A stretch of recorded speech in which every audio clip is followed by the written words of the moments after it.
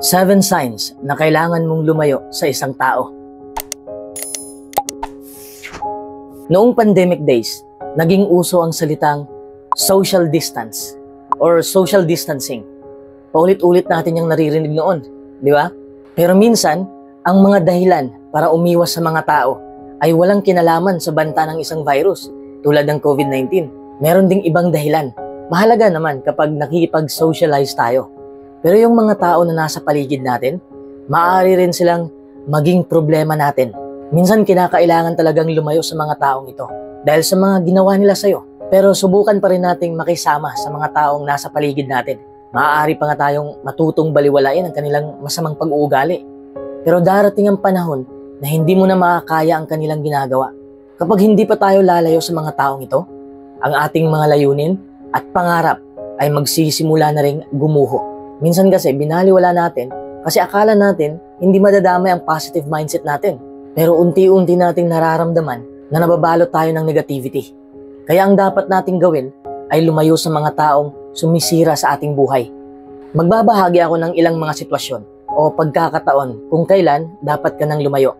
Number 1, kung palagi ka nang iniinsulto. Kahit sino pa yung nagsasabi ng mga insultong mga salita, nakakasakit pa rin yon. Huwag nating itolerate ang insulto. Kung may sino man na palaging nang iinsulto sa'yo, kailangan mo nang gumawa ng aksyon. Sabihin natin, maganda ang pakiramdam mo sa sarili mo. I mean, confident ka. Hindi dahil sa mayabang ka, kundi dahil may sapat na tiwala ka sa sarili mo. At bigla na lang may isang kamag-anak o sino mang tao na nang iinsulto sa'yo. Siyempre, ang positivity mo, mapapalitan ng negativity. Didikit ka pa rin ba sa kanila? Ito tolerate mo na lang ba?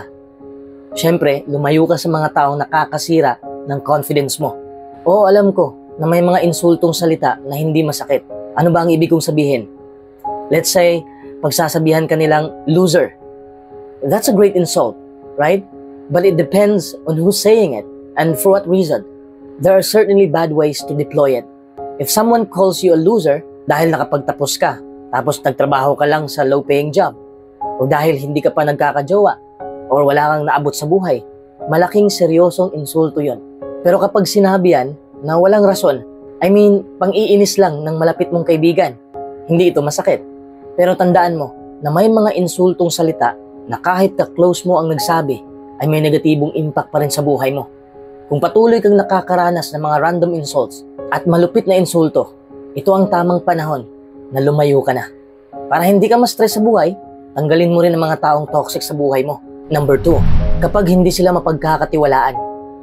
Ang mga taong nakapaligid sa'yo na hindi mapagkakatiwalaan ay maaaring maging hadlang mo. Dapat nga confident ka na nandyan ang mga mahal mo sa buhay kapag kailangan mo sila sa oras ng kalungkutan. Kung hindi mo sila masasandalan sa ganitong panahon, ibig sabihin na hindi mo sila ka-close, gaya ng inaakala mo. Minsan kailangan mong dumistansya o mag-set ka ng boundaries. May mga tao kasing mahilig magpatulong, pero hindi naman sasagot sa mga tawag mo kung kailangan mo ng tulong. Maghanap ka ng isang tao na laging nandyan para sa'yo. Ito ang basihan kung sino ba ang tunay na sumusuporta sa'yo. Number 4, namimilit na makipag-sex. I hope hindi pa nangyayari to sa inyo. And I hope na hindi ito mangyayari sa inyo. Kung totoong mahal ka ng mga taong nakapaligid sa'yo, hindi ka nila pipilitin na makipagtalik sa kanila. Kapag may kaibigan ka, o jowa, o kahit pamilya mismo na pinipilit kang makipagtalik, ito ay sexual harassment. Wala akong alam sa batas, pero isa lang ang alam ko. Napakaseryosong kamalian ito. Kaya't napakahalaga na lumayo ka sa isang taong gumagawa nito sa'yo. Maaaring magsimula ito sa isang maliit na bagay, tulad ng pang-aakit kahit pinapatigil mo sila. Ngunit magiging mas masahol pa ito kung papayagan mong magpatuloy. As soon as you see the signs of this issue, get away from them.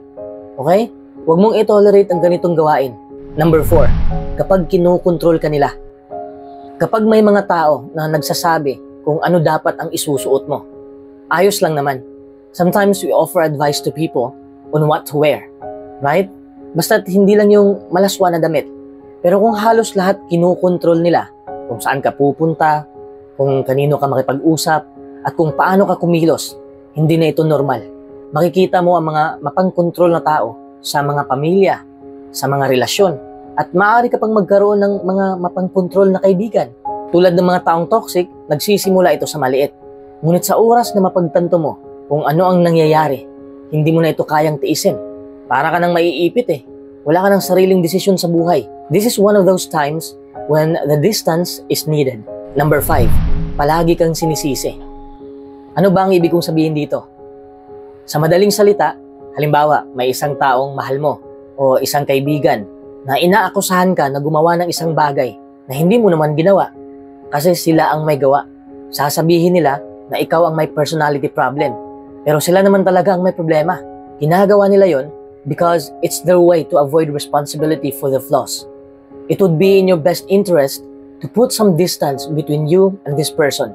Number 6, iba-iba ang ipinakita nila sa'yo. Iba-iba ang kanilang ipinaparamdam sa'yo.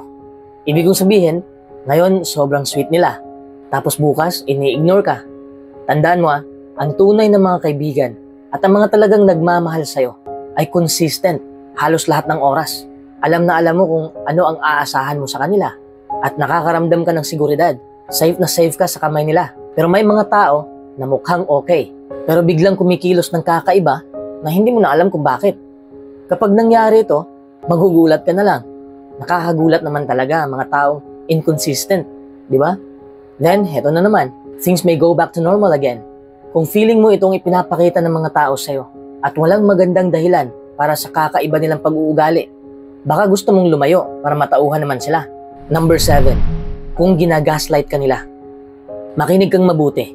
Kung nahuli mo silang nagsisinungaling o nagchicheat, tapos ikaw pa ang naging masama, iyon na yon. Typically, gaslighters are seeking to gain power and control over the other person by distorting reality and forcing you to question your own judgment and intuition. Ginagaslight ka nila para magmukhang sila ang matino, tapos ikaw na ang baliw ngayon.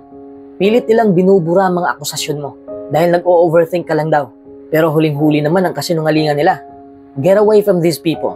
Wala nang maraming usap-usap. Ginawa ko ang videong ito kasi kailangan talagang lumayo kung wala nang kabuluhan ang samahan. But I hate to tell this to you, to be honest. Ayoko naman talagang lumayo ka sa mga taong mahal mo. But, unfortunately, sometimes distancing yourself from the ones you love is the best way to change your life for the better. Hindi naman maiiwasan na mag-alala tayo sa kanila o maawa tayo sa kanila dahil lalayuan na natin. Pero mas mag-alala ka o maawa ka sa sarili mo. Mas importante ang physical health at mental health mo. Kasi minsan ang paglayo natin sa kanila ay may dulot na positivity sa mga taong toxic. Malalaman nila ang kanilang kamalian. Mauunawaan nila ang tunay nilang pagkatao. Sana mangyari yon sa paglayo mo sa kanila. Sana.